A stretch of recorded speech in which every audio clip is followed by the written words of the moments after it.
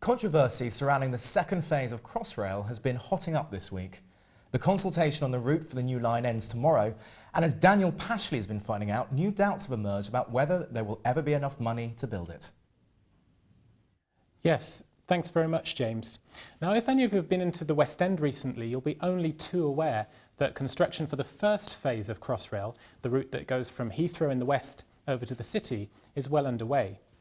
But for viewers of City News, it's Crossrail 2, the second phase of the scheme, that's the most interesting, because that runs from the north of London right through the centre of London on its way to the southwest.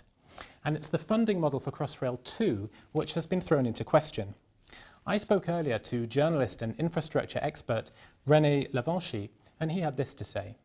Boris Johnson's Deputy Mayor for Transport, remember, has already been going around saying that she expects Westminster to be more tight, not more generous this time. So currently there seems to be a funding gap between what the government looks set to offer and what City Hall can find from its own resources. Boris Johnson's Deputy Mayor for Transport, remember, has already been going around saying that she expects Westminster to be more tight, not more generous this time. So currently there seems to be a funding gap between what the government looks set to offer and what City Hall can find from its own resources. Well, apologies for hearing it twice there for good measure.